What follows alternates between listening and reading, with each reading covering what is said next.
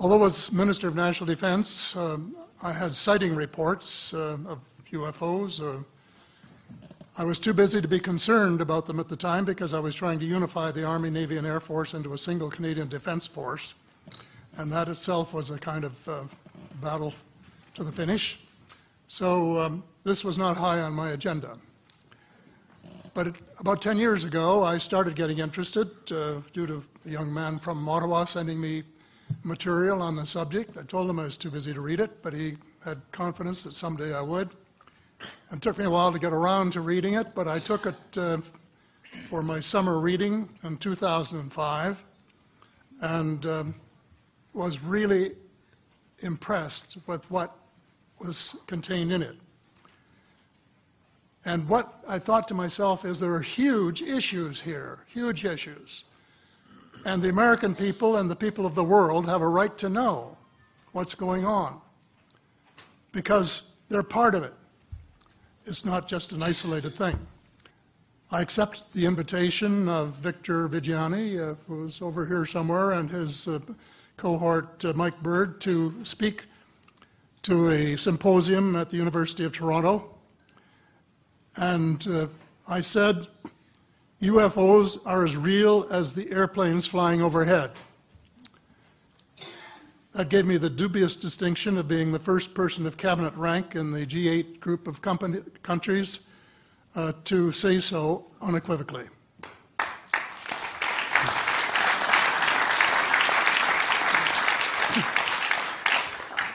In the 1960s sometime, it was a flotilla of UFOs headed south that crossed into NATO territory in Europe. And the commander-in-chief of the Supreme Allied headquarters in Europe was naturally very shaken. Fortunately, or maybe divine providence, before the panic button was pushed, the flotilla turned around and headed back north. Obviously, they had thought maybe they were Russian, and they were very concerned about it. Anyway, an investigation was launched into this whole subject, and a document was prepared which concluded that at least 4 species had been visiting Earth for thousands of years. And this is my own view at this stage as well. So, except for that, there are just a couple of things that we've talked about that I'd like to refer to. And one was that we were referring to them as they until this morning when Linda Moulton Howe, I think she was the first one, actually named 3 different species. I don't think we can any more refer to them as they because they're not an amorphous mass. They are different species and consequently may have different agendas. I don't think we can say that they all have the same agenda any more than we could say that the United States, China, and Russia had the same agenda. Our real interests may be very similar, but as of now, our perceived interests are still quite far apart. One more observation before I begin what I want to say, and that is that we spent quite a bit of time talking about the 66-year-old cadavers, and I was glad to have Linda this morning finally say that there are live ETs on Earth at this present time, and at least 2 of them probably working with the United States government. The other species that I learned about not too long ago was called the tall whites.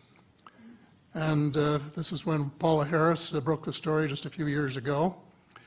And through her good offices, I had the chance to talk for about 3 hours with former Airman Charles Hall and listen to this absolutely fascinating story of how he was working with, first of all, he was scared out of his skin, but after that, when he got to know them, how he was working with, and finally they became to trust each other and have a good working relationship with the tall whites at the gunnery range at Indian Springs in Nevada, and these tall whites were living on United States Air Force property and working in cooperation with the United States Air Force and sharing technology with them. He wrote a book, incidentally, called Millennial Hospitality.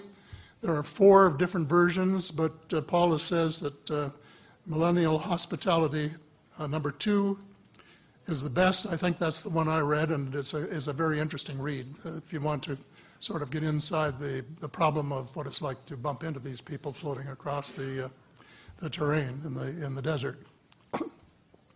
Well, enough on that for now. My interest is in full disclosure. And my only caveat is I think probably I would say 95 to 98% full disclosure. I know of 1 or 2 things that I'm not sure should be in the public domain, at least yet. They will be someday, I'm sure, but not maybe immediately.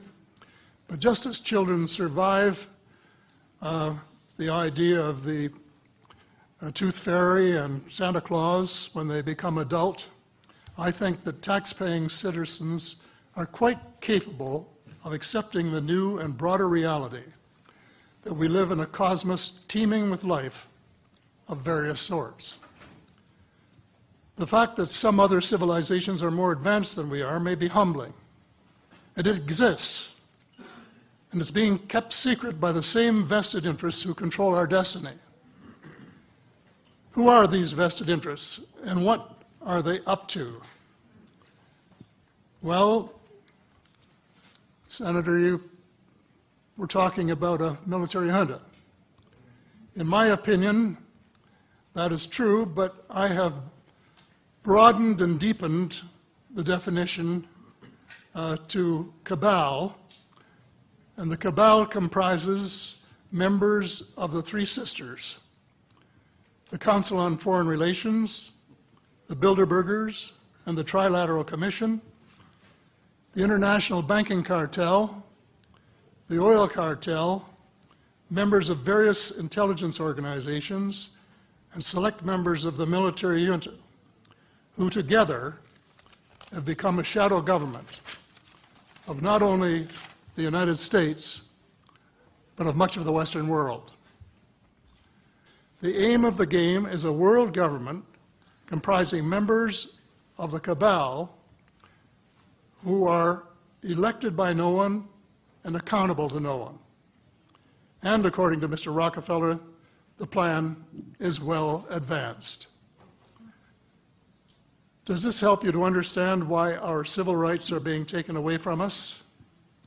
I say us, because Canada too is included in the grand plan.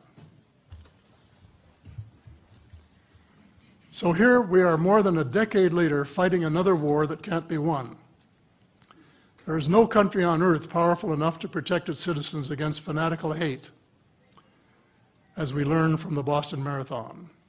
And the mere attempt to pursue the impossible pits neighbor against neighbor and the state power structure against everyone.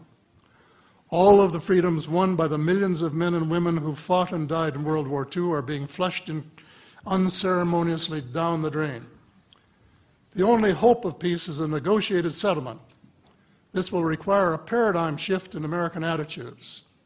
It involves a de facto renunciation of the plan for a new American energy and the adoption of a pledge of cooperation with all humankind to build the kind of world which we are collectively capable of. Young people everywhere need to be challenged by a noble cause. They need to be involved in arresting global warming, creating a banking system that is just and sustainable, and lead the way in the transformation to the new reality that we have to live in harmony with our celestial neighbors, as well as seeking peace on earth. In a word, we have to become spiritual beings and practice the one tenet that the world's major religions have in common, and that is the Golden Rule.